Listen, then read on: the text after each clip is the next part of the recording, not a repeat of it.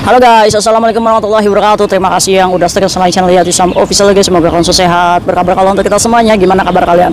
Semoga selalu sehat dalam lindungan Allah ya guys ya. Sehat-sehat kalian di rumah majikan. Semoga majikannya eman ya guys ya. Majikannya yang masih maafan, semoga Allah bukakan pintu hatinya, amin. Biar walas asih ya guys ya, amin. Ayo guys, yang puy, teman kita juga yang lagi sakit, semoga Allah sehatkan ya guys ya, amin ya rabbal alamin. Oke guys, hari ini kita berbagi kisah apa? Berbagi kisah dimana ini bisa menjadikan pembelajaran kepada kalian ya guys ya, yang memiliki teman berniat overstay atau kabur dari rumah majikannya, memilih pekerjaan di luar, berharap mendapatkan gaji yang besar. Lebih baik jangan ikut campur ya guys ya, atau menjadi penjamin saat dia tertangkap polisi. Khawatirnya kita di sini niat kerja baik-baik ya guys ya, keseret gitu. Oke, mungkin ini pembelajaran untuk kita bersama ya guys ya. Jadi pekerja migran ini menyesal menjadi penjamin paperannya anak yang udah kabur ya guys ya.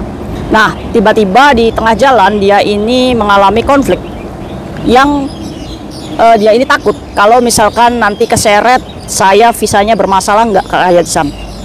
Dan gimana cara membatalkan saya sebagai penjamin kayak Sam? Ayo kita bahas guys. Oke, pekerja migran ini bernama Mbak Sri. Mbak Sri lagi kayak Sam, nggak tahu guys. Di otak saya itu ada Mbak Sri. Ada apa dengan Mbak Sri ini? Oke guys, kita sebut aja Mbak Sri. Mbak Sri ini bestian guys, punya teman akrab ya guys ya. Dia ini bernama Mbak Nindi. Wes, Mbak Nindi ini anak OS ya guys ya. Mbak Sri ini anak resmi. Mbak Sri dan Mbak Nindi ini berteman cukup lama ya guys ya, sekitar 3 tahunan.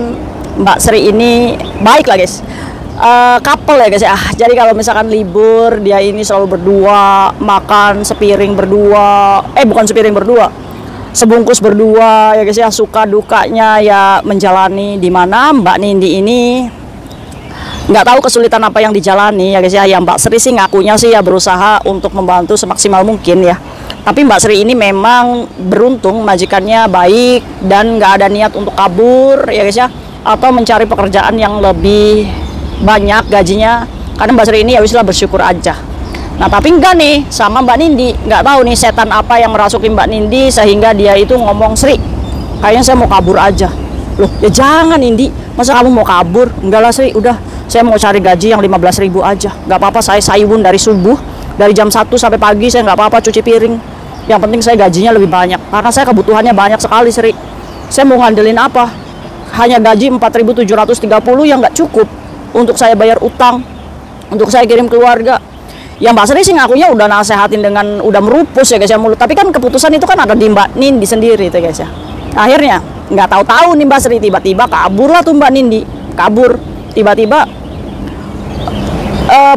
ngomong sama Mbak Sri kalau saya udah jadi anak OS nih di luar. Ya Mbak Sri cuma geleng-geleng kepala aja, aduh gitu ya.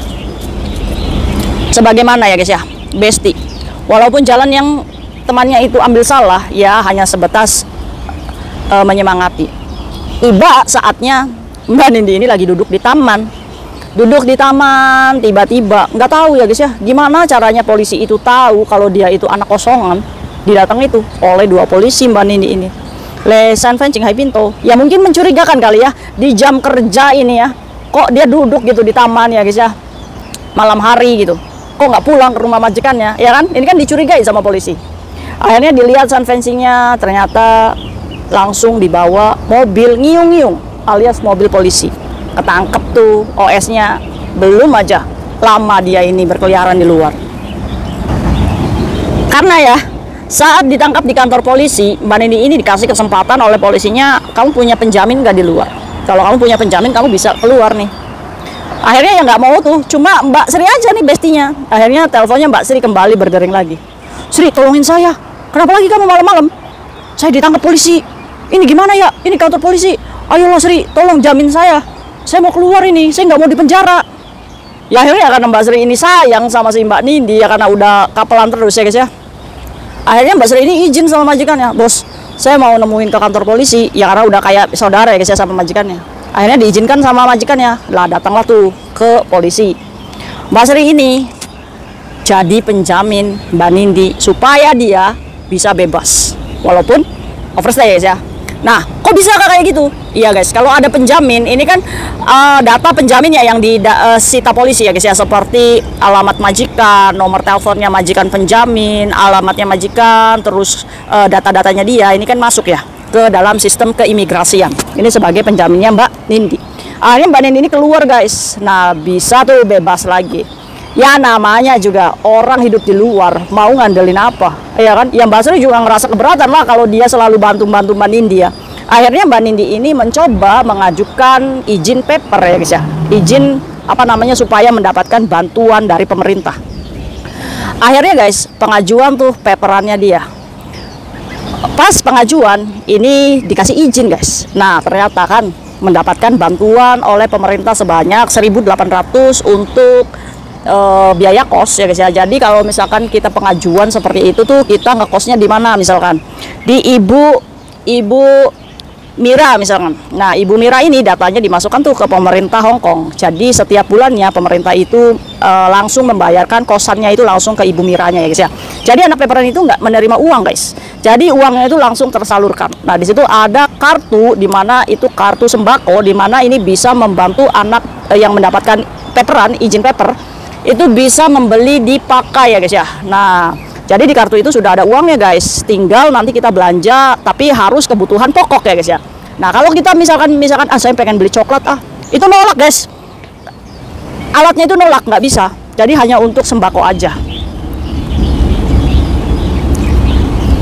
Nah, setelah itu guys, ya wis 2 bulan dengan izin papernya ya, dibantu sama pemerintah. Ini sudah 2 bulan. Konfliknya di mana? Mbak Nindi sama Mbak Sri bertengkar. Nggak tahu kenapa katanya si Mbak Sri ini dijelek-jelekin sama Mbak Nindi ya guys ya di luar. Kalau misalkan saya itu OS itu gara-gara si Sri itu hutang sama saya nggak bayar-bayar, dijelek-jelekin sama ke teman-temannya guys. Ya sakit hati dong Mbak Sri. Ini Mbak Nindi kok kurang diajar sekali. Udah dibantu sebagai penjamin ya guys ya, udah dibantu kalau misalkan dia kesulitan di luar, kok jadinya begini. Akhirnya menyesal nih Mbak Sri nih. Kalau aja ya dari dulu itu tahu kalau kamu itu ngejelek-ngejelekin saya, nggak mau saya itu ngejamin kamu malam-malam itu keluar supaya kamu itu biarin aja membusuk di penjara gitu ya guys ya. Akhirnya menyesal juga nih, baru sadar tuh, takut kalau Mbak Nindi ini ketangkep di restoran tempat kerjanya di Mongkok ya guys ya. Akhirnya ngomong tuh sama Kak Isam, Kak Isam, saya ini penjamin anak paper, gimana caranya saya membatalkan nih supaya saya ini datanya ini di close dari ini apa namanya, dari imigrasi, dari polisi Hong Kong ini. Saya nggak mau jadi penjamin lagi kayak saya nggak mau ngejamin anak yang nggak tahu berterima kasih katanya. Ini Mbak Nindi, kamu sudah ditolong sama Mbak Sri, jadi Mbak Srinya kan mutung ya. Jadi apa namanya, Mbak Srinya ini kesel kan sama kamu, ya kan, udah ditolong tapi nggak tahu terima kasih. Nah, oke. Gimana guys, kalau kita sudah menjadi penjamin anak OS atau anak paper untuk dibatalkan, apakah bisa? Ya bisa aja, ya kan? Biar temen kamu itu saat laporan ya guys ya, anak yang pemegang paper itu kan wajib lapor ya guys ya, setiap 1 minggu sekali, ada yang 2 minggu sekali ya guys ya, itu wajib lapor ke polisi. Nah, saat nanti kalau kita penjamin itu dicabut, otomatis ya langsung di apa namanya ya, beruntung-beruntungan ya guys ya, bisa langsung ditangkap, bisa langsung dideportasi ya, tapi ya harus dihukum dulu. Datang ke imigrasi Kowloon Bay lantai 5, di situ kamu bawa KTP-nya aja Mbak Sri dan mengatakan kepada polisi untuk mencabut penjamin ya guys ya. Jadi udah Pak, saya nggak tahu nih, anak ini nggak tahu, soalnya saya udah hilang kontak sama ini udah lama, jadi saya nggak mau jadi penjamin lagi. Kasih alasan ke imigrasi seperti itu aja. Nah, dari situ kan kamu tanda tangan, ya udah, jadi kamu bebas dari penjamin. Weekend baik, gimana tuh Mbak Nindi itu di luar tuh. Nanti kalau laporan lagi udah nggak ada penjaminnya, ya wis siap-siap aja ditangkap kamu Mbak Nindi. Siap-siap nih buat Mbak Nindi nih yang sudah melukai hati penjamin kamu, siap-siap ditangkap. Oke guys, hanya mau warning kepada kalian, jangan jadi penjamin seperti ini ya guys ya, tolak aja. Karena apa? Karena data majikan kamu yang dipakai, alamat rumah majikan kamu yang dipakai. Jangan melukai kepercayaan majikan kita, jangan melukai visa kerja kita yang masih baik-baik aja hanya untuk berkorban segitunya untuk anak yang udah nggak mau bertanggung jawab atas pekerjaannya gitu ya guys ya. Oke? Nah, resikonya apa kalau kamu jadi penjamin? Ya namanya juga penjamin ya guys ya. Kita ada catatan di keimigrasian. Kalau anak ini tibanya ditangkap saat dia sayun atau kerja di restoran, ya kamu juga bermasalah, ya kan? Menjamin, berani menjamin anak-anak yang udah OS, anak-anak yang udah paper, ya buat apa gitu. Kita selamatkan diri sendiri aja, selamatkan pekerjaan kita sendiri ya, karena kita merantau itu nggak ada guys, apa namanya ya, kita baik boleh ya guys ya, tapi semampu kita aja, sebisa kita aja untuk berbuat baik. Jangan berkorban segitunya untuk seseorang gitu guys, nggak usah lebay ya. Oke. Aduh, ada aja ya guys ya. Benar buat kalian ya guys ya, anak paper atau anak OS di luar sana, hati-hati karena sekarang itu lagi banyak pemutihan. Hongkong ini kadang izin papernya masih berlaku 1 tahun lagi, pas laporan langsung ditangkap, langsung dideportasi, itu banyak. Jadi untuk kalian yang anak kosongan di luar sana, hati-hati untuk bisa mempersiapkan diri, untuk bisa nabung uang tiket sendiri. Nanti saat kalian ditangkap, setidaknya kalian bisa langsung cepat pulang tanpa harus menunggu giliran dideportasi. Oke? Semangat buat kalian yang masih isi di rumah majikan, kerja yang baik-baik aja ya guys ya. See you next video, bye-bye. Assalamualaikum warahmatullahi wabarakatuh.